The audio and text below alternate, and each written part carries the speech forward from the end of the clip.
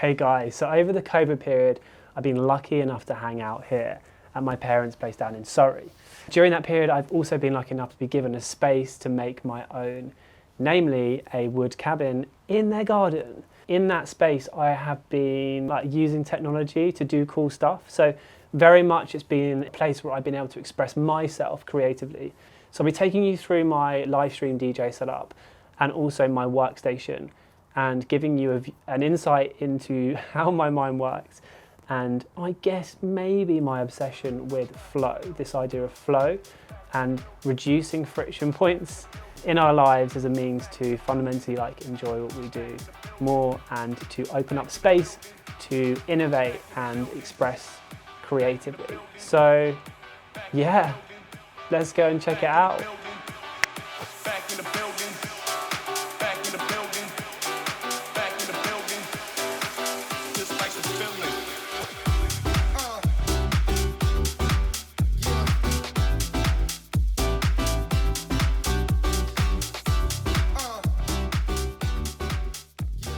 Okay guys, let me give you a quick tour of my cabin. I mean, it's not that big, but there's a lot of stuff going on in here. So at the far end, you can see my DJ live stream setup, and I'll be giving you a quick walkthrough in a second. I think that's a good place to start for various reasons. It's kind of inspired my workstation, which is there. There's the workstation. That is where I do all my accounting stuff. I have my yoga mat down here on the floor. Can you see that? It's probably blurry. Let's just turn this around. Spent a lot of time on that mat, looking at that screen, doing various live streams and training as a yoga teacher. And yeah, I've got a bike here as well. So I'll jump on that when I want to do some stuff through the Peloton app. I'm actually just going to jump onto the computer, or the camera at the computer now. So yeah, let's do it. Okay guys, I'm going to give you a brief history around the workflow setup I have in front of me that I use for accounting. I was working with a videographer a few years ago, and he was using a gaming mouse in his video editing workflow, and he said this is transformational. Why did I say that word so weirdly? Transformational. To my workflow, Dave, it is sick. I am loving it. And I was like, yes, so am I. I need that in my workflow. So I bought one and never looked back. It became one of my biggest almost USPs in my workflow, and just wanted more. And that moment of kind of wanting more really I guess, escalated in a period where I was working ridiculous hours on a financial due diligence process. And I had this device next to me. So if you are a music producer, you may know this device. It's the Ableton Push, which is a hardware device that has been designed to work bespoke made by Ableton for Ableton Live and controlling the music production software, and also performing live as well. But I thought, hang on, could I map that to workflows in the same way I was doing with the mouse? Why couldn't I do that? Surely this is just a MIDI controller. Anyways, cut a long story short, I searched Amazon for a macro pad to see if there was something maybe more appropriate, and I came across the Elgato Stream Deck, and I instantly bought one, and kind of the rest is history. I bought many more, and literally thousands and thousands of workflows later, it is absolutely integral in the way that I work. I'm going to show you now how traditionally this device is used, so you get a feel for what is it all about, why does it exist traditionally, in the context of my live stream DJ setup, because I think that might be quite interesting to people. Okay, so this is how it looks from the live stream side of things. Using the Elgato Stream Deck, I can move around the different camera angles that I have set up. A bunch of different camera angles, one above as well. Seamlessly doing what maybe previously, without this kind of technology, would have taken a big team to do. Again, moves the holding page. Do the countdown,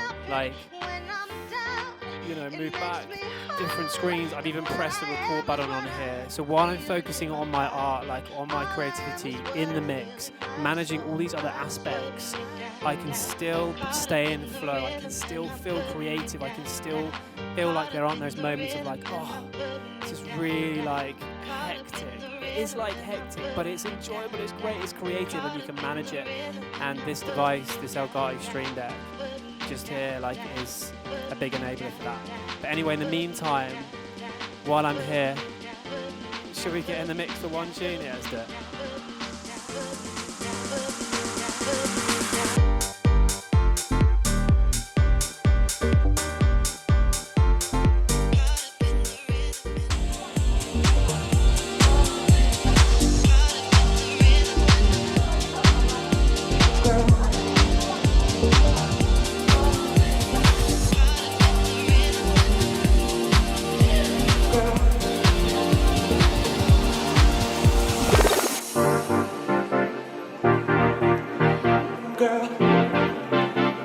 So I'm going to take you back to the desktop now. We're going to check out how this looks in a professional workflow environment.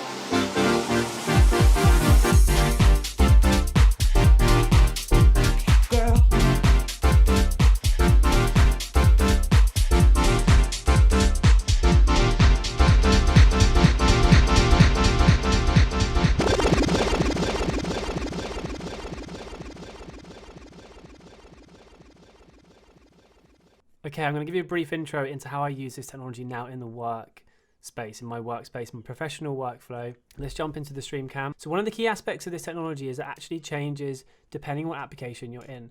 So this is my default profile, just on a fundamental level if I come, and let me just take you through kind of what I use these for. So yes, launching kind of web pages and stuff like that. Stuff like launching Loom videos, to the recorder, starting record, stopping it, restarting. Within Xero, and I won't go through this, but I can launch reports, I can download reports, launch bank statements and then do drop downs and go to the search box. I can launch find and recode, which takes 7 keystrokes and that kind of stuff. I can do various functions or use it to hack things like Xero or software like that, to hack it in ways that developers haven't built yet, to automate or create efficiencies in my workflow.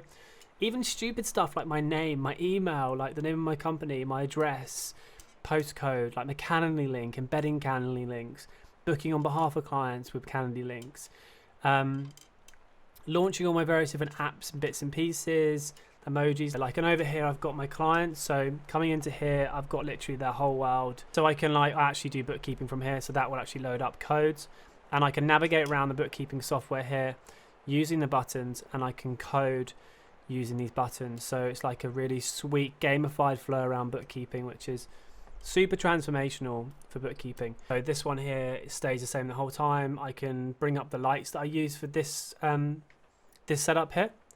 Using this button, I can bring up Slack, WhatsApp. This is a key one because it's the Elgato, the software that creates these workflows. I'm constantly in and out of it creating workflows, like maybe 20, 30 a day. This is my hue lighting, so I can change the lighting around here. Oh, there's literally every function you can imagine within Excel in here, including sort of initiating VBA, multifunction stuff like complex formulas, embedding kind of like if errors and different things like that.